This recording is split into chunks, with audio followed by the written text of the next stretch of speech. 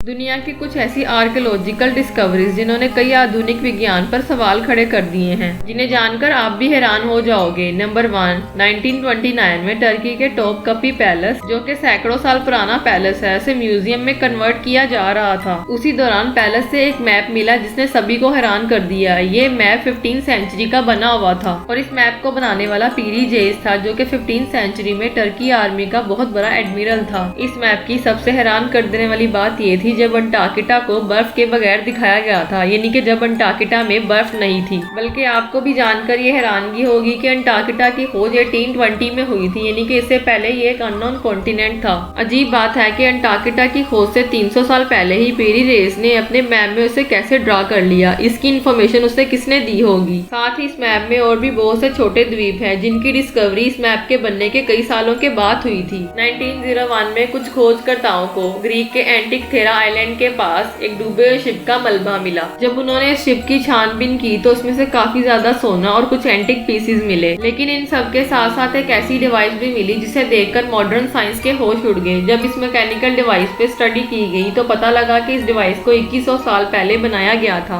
ये device gear mechanism पर काम करता था, जिसमें 40 से भी अधिक गियर कंपोनेंट्स थे जिन्हें बड़ी सटीकता के साथ इस डिवाइस में जोड़ा गया था। लगभग 2100 साल पहले इस तरह की इंजीनियरिंग बिल्कुल इम्पॉसिबल थी, तो इस डिवाइस को किसने और कैसे बनाया था? और सबसे बड़ा सवाल ये कि ये डिवाइस किस काम के लिए यूज की जाती थी। रिसर्चर्स का कहना है कि ये एज अ कैलेंडर यूज की जाती होगी और इसके अलावा एस्ट्रोनॉमिकल प्रेडिक्शंस के लिए भी यूज किया जाता होगा। खैर, ये सिर्फ रिसर्चर्स के अनुमान थे। असल में इस डिवाइस को किस उपयोग के लिए इस्तेमाल किया जाता था, ये सवाल आज तक रिसर्चर्स के लिए रहस्य बन के रह गया है। श्राउड ऑफ ट्यूरिन, जिसे ईसाई मजहब में एक पवित्र कपड़ा माना जाता है और इसे इटली के कैथेड्रल में रखा गया है। इस कपड़े पर एक हल्की सी और धुंधली सी छवि बनी हुई है जिसे माना जाता है कि ये जीसस क्राइस्ट की छवि है। ईसाई धर्म के मुताबिक 2000 साल पहले जब जीसस क्राइस्ट को क्रूसिफिकेशन के बाद नीचे उतारा गया तो उनका अंतिम संस्कार करने के लिए उन्हें एक पास के मकबरे में ले जाकर लीलन के कपड़े से उनकी बॉडी को ढांप दिया गया था। लेकिन इसके 3 दिन के बाद ही जीसस क्राइस्ट की बॉडी उनके इस जगह से गायब हो गई और वो सिर्फ लीलन का कपड़ा वहीं पे रह गया। लोगों का मानना है कि श्राउड ऑफ ट्यूरिन वही लीलन का कपड़ा है और उस पे बनी हुई छवि और किसी की नहीं बल्कि जीसस क्राइस्ट की है। बीते 100 सालों में इस कपड़े पर कई बार स्टडीज की गई और रिसर्चर्स ने ये पाया कि इस कपड़े पर लैटिन और ग्रीक भाषा के ऐसे अक्षर हैं जो कि पुराने वक्तों में यूज किए जाते थे, जिससे ये बात साफ दिखाई दे रही थी कि ये कपड़ा 2000 साल पुराना है। लेकिन कार्बन डेटिंग से ये पता चला सिर्फ 700 साल पुराना है। हालांकि कुछ लोगों ने कार्बन डेटिंग से आए इस रिजल्ट को गलत माना। उन लोगों का कहना था कि श्राउड ऑफ ट्यूरिन से काटे गए इस कपड़े के सैंपल को किसी ने बदल दिया था, जिस वजह से उसका रिजल्ट गलत आया। आज भी ईसाई धर्म में श्राउड ऑफ ट्यूरिन को एक पवित्र वस्तु के रूप में देखा जाता है। सन 1974 में चाइना के जियान में 2 किसान अपने खेतों में खेती का काम कर रहे थे। उन्हें वहां पे खुदाई के दौरान एक अजीब किस्म की मूर्ति मिली जिसे देखकर वो परेशान हो गए। उन्होंने तुरंत ही आर्कियोलॉजिकल डिपार्टमेंट को इसके बारे में बताया।